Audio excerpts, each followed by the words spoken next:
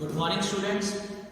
Last class में हमने किया था कि फिक्स्ड कॉस्ट क्या होती है। फिक्स्ड कॉस्ट तक हमने कर लिया था, उसके आगे कॉन्सेप्ट हम आज कंप्लीट करेंगे। फिक्स्ड कॉस्ट के अलावा एक और कॉस्ट थी जो आज करनी थी, वो थी टोटल वेरिएबल कॉस्ट। ये फिक्स्ड कॉस्ट फर्स्ट तरह की कॉस्ट थी जो प्रोडक्शन में लगती है। ये सेकंड तरह की कॉस्ट है जो प्रोडक्शन में यूज होती है। ठीक है, फिक्स फैक्टर वाली हो गई, वेरिएबल फैक्टर वाली करेंगे। टोटल वेरिएबल कॉस्ट क्या है? Total variable cost is the cost on variable factors of production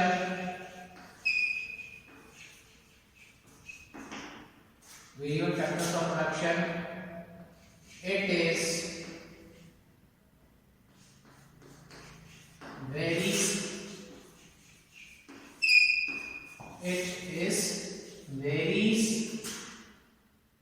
at different level of production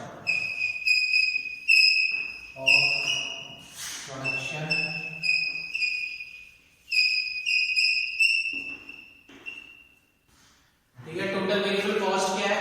वो कॉस्ट जो वेरिएबल फैक्टर्स ऑफ प्रोडक्शन पे लगती है। वेरिएबल फैक्टर जिन्हें जब मर्जी चेंज कर सकते हैं, चाहे शॉर्ट पीरियड हो चाहे लॉन्ग पीरियड हो, और ये आउटपुट के साथ में बदलती रहती है। कैसे देखो, इसका भी टेबल बनाते हैं। यहाँ आ गया आउटपुट जो हम यूनिट्स में लिख लेंगे, और इधर आ गया टोटल वेरिएबल कॉस्ट जिसे हम रुपीस लाख में लिख लो चाहे करोड़ में लिख लो, लाख में मान लेते हैं। आउटपुट 0 1 2 3 4 5 तक ले लेते हैं। और टोटल वेरिएबल कॉस्ट जब आउटपुट 0 है तो कॉस्ट भी 0 होगी। टोटल वेरिएबल कॉस्ट, क्योंकि ना मैं लेबर इस्तेमाल कर रहा हूँ, जब मैं कुछ प्रोड्यूस ही नहीं कर रहा तो ना मैं लेबर इस्तेमाल कर रहा हूँ, ना मैं कोई रॉ मटेरियल खरीद रहा हूँ, तो मेरी वेरिएबल कॉस्ट 0 रहेगी। उसके बाद ये हो जाएगी हमारे बुक में लिखा है यहाँ 6, ठीक है।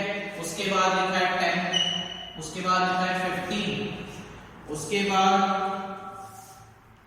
24, और उसके बाद लिखा है बुक में 35। अब देखो, ये इसको समझ लो पहले।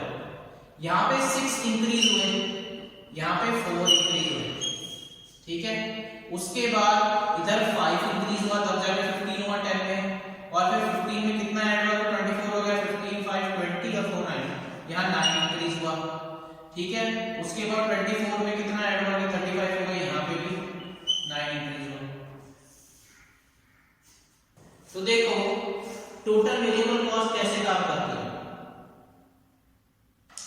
टोटल वेरिएबल कॉस्ट हमने इसको पिछले चैप्टर का जो हमने प्रोडक्शन फंक्शन पढ़ा था उससे लिंक करता है। हमने पढ़ा था फिक्स फैक्टर के साथ जैसे जैसे वेरिएबल फैक्टर को मिलाते जाते हैं, स्टार्टिंग में एमपी इंक्रीजिंग रेट से इंक्रीज होता है, उसके बाद एमपी फॉल होना शुरू करता है, उसके बाद नेगेटिव हो जाता है, मार्जिन प्रोडक्शन नेगेटिव हो जाती है। अब कॉस्ट का भी क्या है कि जैसे जैसे हम फिक्स फैक्टर के साथ वेरिएबल फैक्टर को मिलाते जाते हैं, वेरिएबल फैक्टर के ऊपर जो खर्चा आता है उसे वेरिएबल कॉस्ट कहते हैं। तो शुरू में हमें आउटपुट अच्छा मिलता है तो हमारी जो कॉस्ट है वो कम आती है। कॉस्ट कम आती है, जैसे एक खेत है, ठीक है, उसमें पहले मान लो प्रॉपर काम करने के लिए उसमें 4 लोगों की जरूरत है। 4 लोग इस्तेमाल हो रहे तो आउटपुट अच्छा आ रहा है। 4 लोगों का इस्तेमाल करेंगे तो प्रोडक्शन ज्यादा होगी और कॉस्ट कम होगी। जैसे जैसे इसमें एक एक करके ऐड करते जाएंगे लोग और ज्यादा, तो क्या होगा? उन लोगों की लेबर ऐड होती जाएगी, कॉस्ट बढ़ती जाएगी, पर प्रोडक्शन में इंक्रीमेंट नहीं होगा अच्छे तरीके से, क्योंकि 1 हेक्टर लैंड के लिए अपनी लिमिट तक ही प्रोडक्शन करनी है। जितनी उसकी प्रोडक्शन कैपेसिटी उतनी करेगा। वैसे एक मशीन है, एक मशीन को चलाने के लिए, बेटर चलाने के लिए कहीं 2 बंदे चाहिए तो मशीन प्रॉपर सही तरीके से चलेगी। अगर उस पर मान लो 4 लोग लगा दिए तो 2 लोग उसको चलाएंगे, बाकी के 2 तो हौच पौच होगा, तो 2 जो एक्स्ट्रा लोग हैं उनका खर्चा ही बढ़ेगा, कॉस्ट ही बढ़ेगी प्रोडक्शन की।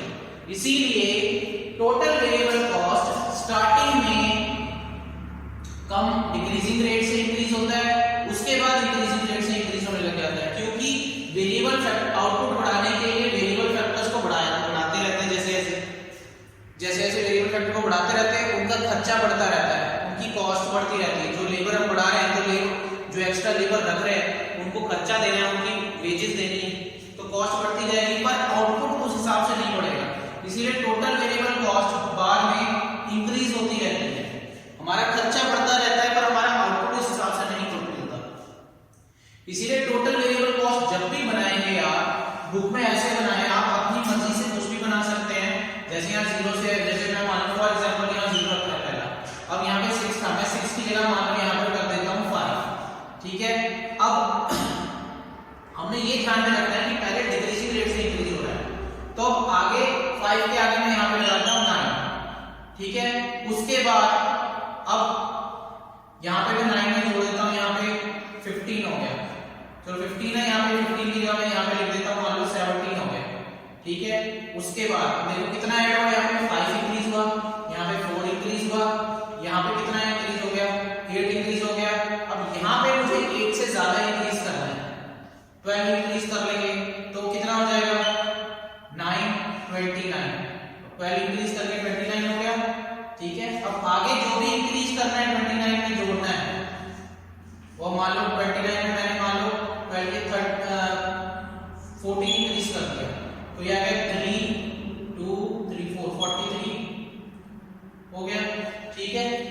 तो देखो जैसे जैसे प्रोडक्शन बढ़ती जाती है, स्टार्टिंग में तो हमें कम लागत लग रही है, क्योंकि स्टार्टिंग में हम फिक्स फैक्टर के साथ प्रॉपर वेरिएबल फैक्टर का इस्तेमाल कर रहे हैं, जिनकी वजह से हमें आउटपुट बहुत अच्छा मिल रहा है। अगर और ज्यादा प्रोडक्शन में हम वेरिएबल फैक्टर इंक्रीज करते जाएंगे तो हमारी जो वेरिएबल कॉस्ट है वो बढ़ती जाएगी, आउटपुट हमें उतना अच्छा नहीं मिलेगा, ठीक है ना। कम आउटपुट हमारा आउटपुट जो मतलब आउटपुट क्या है, आउटपुट से जो हमें कमाई होनी है वो उतनी अच्छी नहीं होगी, हमारा खर्चा ज्यादा बढ़ता जाएगा, कॉस्ट ज्यादा बढ़ती जाएगी। That is called total variable cost, ठीक है।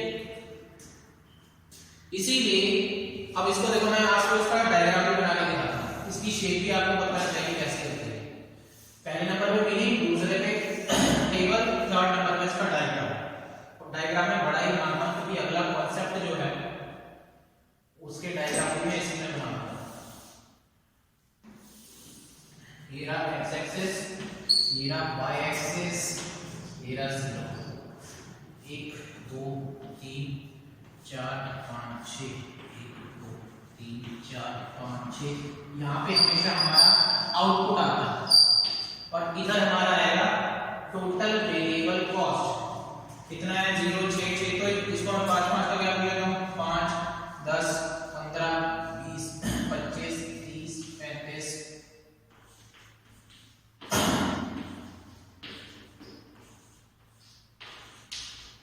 अब देखो इसको जब हम ड्रॉ करेंगे, जब 0 आउटपुट है तो टोटल वेरिएबल कॉस्ट भी 0 है। इसको मैं निकाल देता हूं, प्लस प्लस जो लिखे हैं मैंने समझाने के लिए लिखे थे, ठीक है।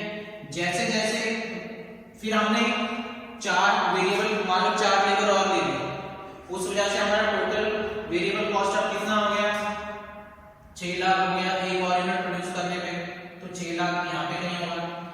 उसके बाद सॉरी 6 बढ़ाएगी, उसके बाद अब 4, सेकेंड यूनिट पे कितना हो गया 4, सेकेंड यूनिट पे देखो उससे कम हो गया, इधर गया नहीं सॉरी 4 नहीं 10 था, 10 यहाँ था ना 6, इस टोटल वेरिएबल कॉस्ट पहले 6 था फिर 4 हो गया, क्योंकि जैसे जैसे हम लेबर बढ़ाते जा रहे हैं हमारी आउटपुट बढ़ता जा रहा है, आउटपुट हमारा ज्यादा बढ़ रहा है हमारे खर्चे के मुकाबले पर, और जब आगे हम बढ़ाते जाएंगे तो हमारा आउटपुट इंक्रीमेंट धीरे धीरे होगा पर खर्चा हमारा उसके मुकाबले ज्यादा बढ़ेगा, लेबर का खर्चा ज्यादा बढ़ेगा, इसीलिए टोटल वेरिएबल कॉस्ट इंक्रीज होती जाएगी।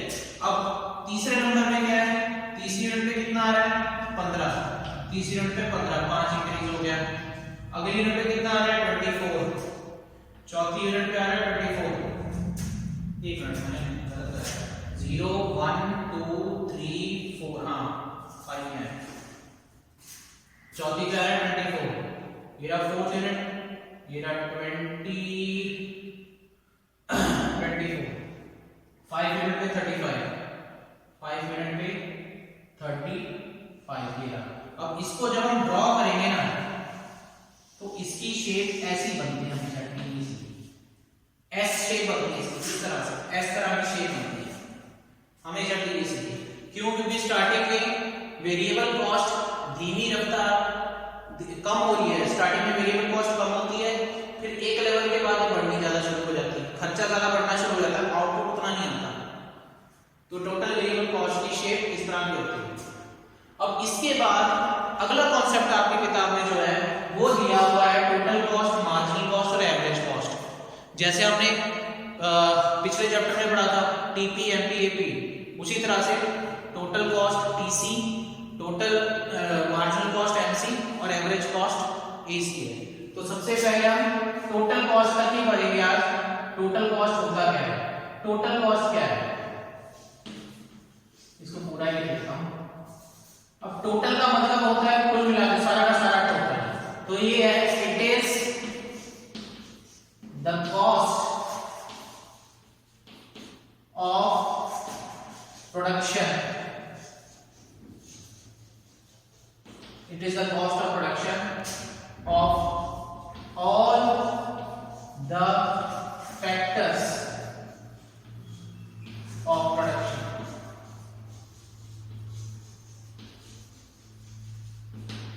ये सभी के सभी फैक्टर्स को यूज करके जो लागत लगती है, जो खर्चा होता है प्रोड्यूसर का, उसको कहते हैं टोटल कॉस्ट। तो इसीलिए कॉस्ट में कितने तरह के फैक्टर यूज होते हैं? तो फिक्स होता है, वेरिएबल, इसीलिए total cost TFC plus TVC को भी कहा जाता है। एक तरह से मान लो फार्मूला है टोटल कॉस्ट निकालने का। अगर टीएफसी और टीवीसी दिया हो तो इन दोनों को जोड़ने से टोटल कॉस्ट मिल जाती है। तो अब देखो ये मैंने डायग्राम बनाया हुआ था टोटल वेरिएबल कॉस्ट का। सेम डायग्राम में यहीं पे बना के आपको टीसी कैलकुलेट करके दिखाऊंगा कैसे बनता है।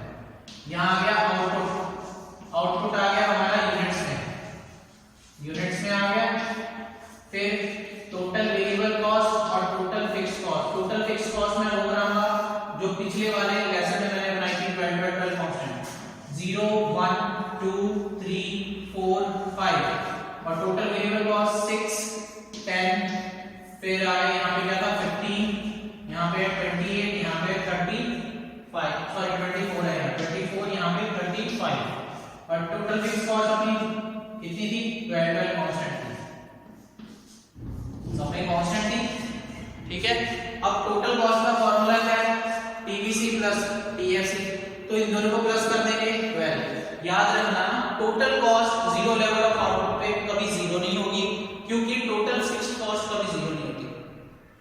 मैंने मशीन लगा दी, वो मैंने खर्चा कर दिया, अब मैं चाहे आउटपुट निकालूं या ना निकालूं मेरा खर्चा हो गया। उसके बाद 10 प्लस 12 कितना आ जाएगा 22, 15 प्लस 12 27, 24 प्लस 12 36, 35 प्लस 12 7 और 4 47। तो ये आ गया अपनी टोटल कॉस्ट।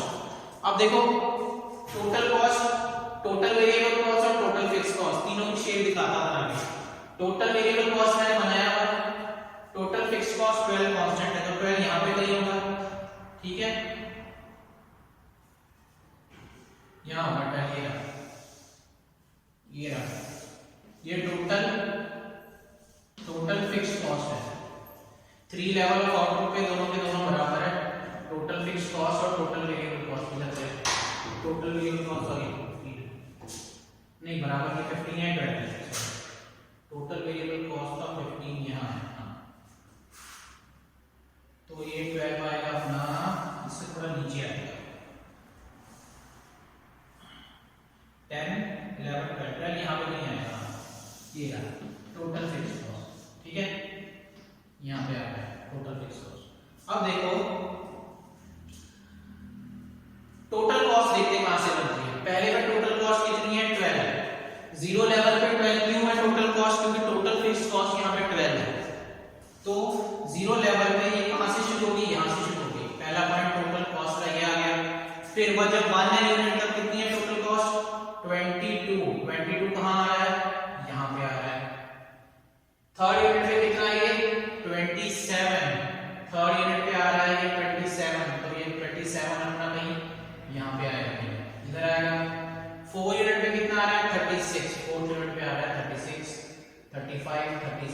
इसके ऊपर यहाँ आएगा।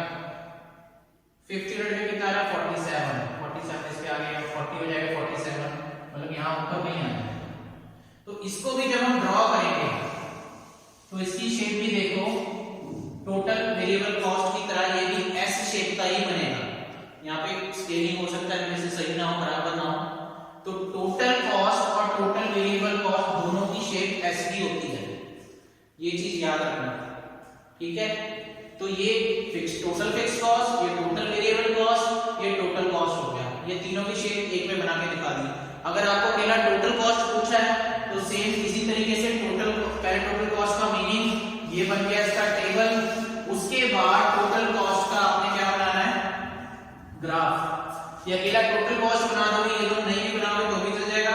उसके बाद ऑब्जर्वेशन में लिखना है कि टोटल कॉस्ट किस पॉइंट पे कितना है और कहां पे क्यों है, तो क्यों है, 0 पे टोटल कॉस्ट 12 है तो क्यों है, ठीक है।